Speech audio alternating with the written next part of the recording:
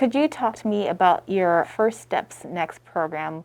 What is it that you and your colleagues are trying to address? Well, for many young children, challenging behaviors can really be a detriment and kind of a harbinger of later problems.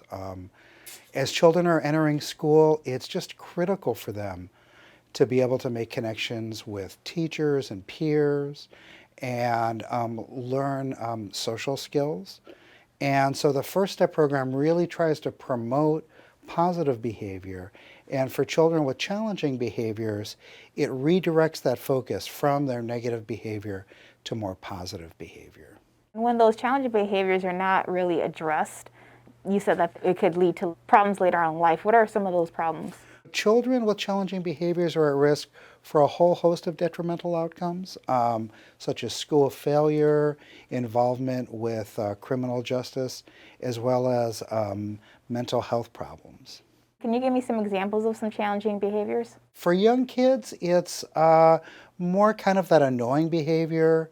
It could be not listening, it could be running around, not following directions.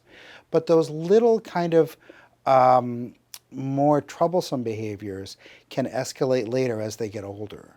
And so, where as a preschooler is having some challenging behaviors, as they get older, it becomes much more serious. What are some of those serious behaviors that could lead to? Serious behaviors such as drug use, criminal involvement, as I said, school failure before.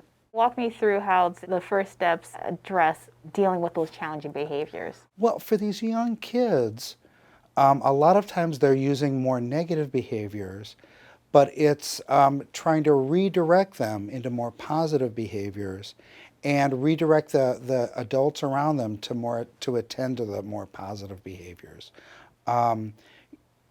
For many teachers and parents, they can get into a negative cycle with a child where it's just negative after negative after negative. And what First Step tries to do is break that cycle. So now the parent and the teacher are attending to more positive behaviors, and the child is trying to do those more positive behaviors and minimize those negative ones because he's not or she's not getting reinforced for that. What parents and teachers can do when negative behavior happens, how do they turn that to a positive?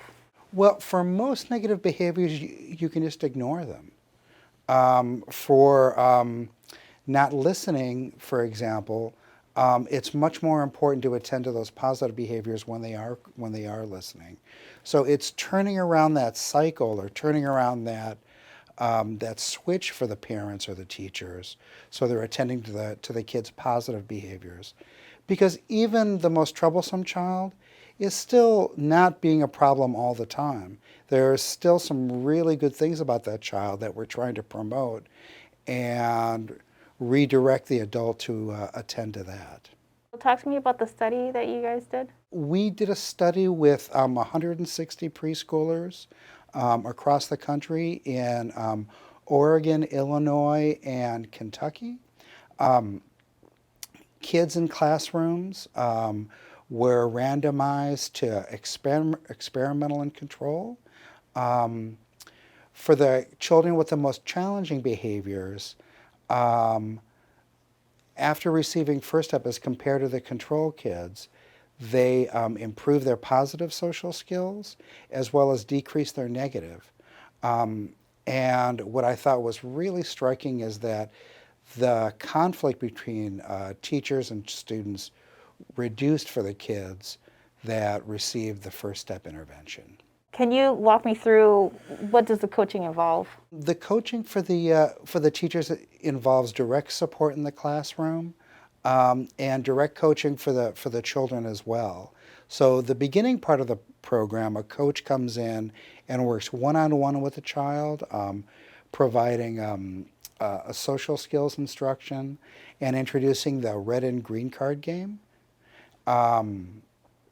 And then in the classroom, the teachers coached in how to implement the green card, red card game in order to promote the child's positive behaviors. Is it focusing on all the kids in the classroom, or are there certain kids? It's focused mostly on the children with the most challenging behaviors, the children most at risk, but it incorporates the whole class as far as supporting this child, making their goals for the day. How can parents use this information from the study at home to deal with challenging behaviors? Kids with challenging behaviors are really tough to deal with. But even the toughest child isn't misbehaving all the time. And so when the child is behaving appropriately, that's the time to intervene. With my own kids, when they're sitting there playing quietly, I really want to kind of sit back and just take a breath. But that's the time that I need to kind of go up and give them that positive attention and play with them, and to be able to provide them the attention for that positive behavior. So then they'll be doing more of that, because in the end, young kids want that positive attention from adults and want that love. And really, we're trying to turn that cycle so adults are attending to those positive behaviors so we can promote more of that. So is it that mindset that kids have to get attention? They have to act out. So this is kind of the opposite. Ignore the bad behavior and kind of react to the positive behavior, which is kind of against a lot of nature for people. Young kids typically misbehave for two reasons. One is they want that attention, as you mentioned. And the other reason is that they're trying to get out of a tough situation. So circle time. You don't want to sit down the circle time. You wanted to finish that Lego set that you were just playing with. So there's two things that you're trying to get out. You're trying to get out of the circle time, and you're trying to do something you want to do. And that's where the challenging behaviors will come up. That's where those more negative behaviors typically will get displayed. So it's both for attention, but also for other reasons. So it's really important to make that activity, whatever the child's doing, engaging in something they want to do. Give me some examples of what teachers can provide to kind of coax the kid into circle time. To encourage them to circle time, well, making it engaging, making it exciting first, making it something interesting that they want to do. And I think also giving them a ton of positives, because they are transitioning for something that they were really engaged in, let's say Legos, and to be able to support them in that and to give them that positive attention. Because in the end, I think a child can, wants to please and really wants to have that positive attention. So being able to praise them, to give them thumbs up. And it may seem simple, but it's amazing how hard it is to really, go through this. When you have 15 to 20 kids in front of you, to be able to provide that positive attention to all those kids, it's not an easy thing.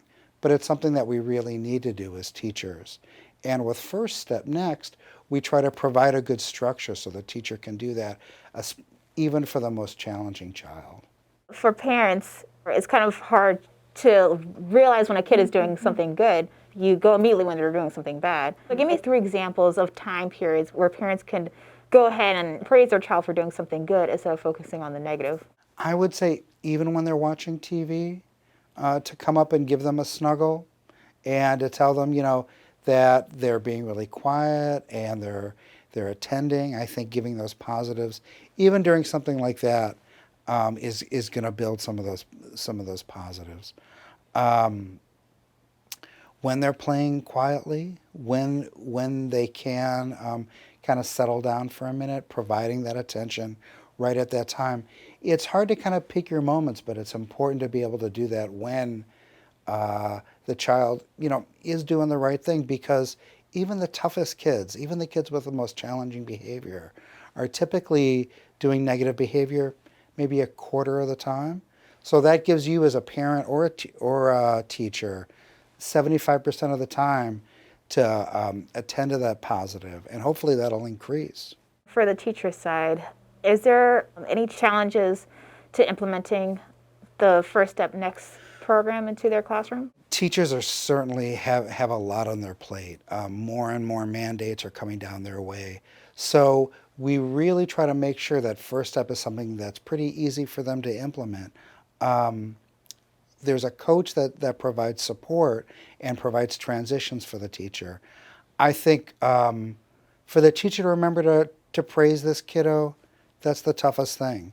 And that's where First Step has a reminder to be able to do that and to improve that connection with the child. How long is the coaching period for the teachers? Typically, it's about a 2 to 3 month program, and we focus on one child per classroom at a time, typically. Do you run into any issues like the child noticing that they're kind of being singled out? Sometimes we worry that these kids are being singled out, but they're already being singled out for their challenging behaviors. They're already being called out for the teacher, stop that, don't do that. The other kids are having problems with them. Typically, they have difficulties with their peers.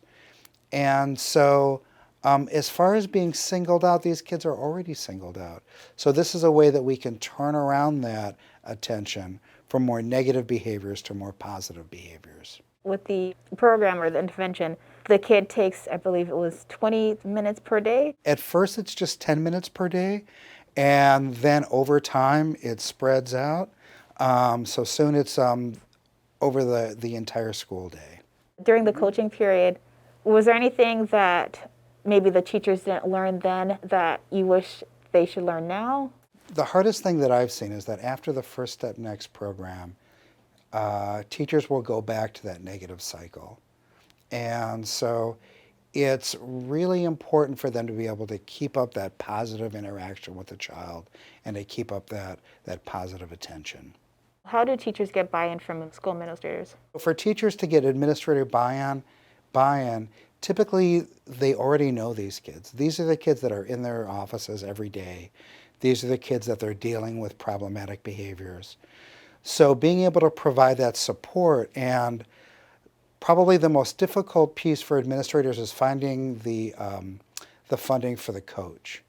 Because really this is an extra person in the classroom that we want to be able to focus that child on more positive behaviors. When the coach comes in for that training, do they ever come back again? The coach is there for the first week to 10 days, and then the coach stays in contact with both the parent and the teacher over the entire program. And what would you want policymakers to know about First Step Next? What I would like policymakers to know is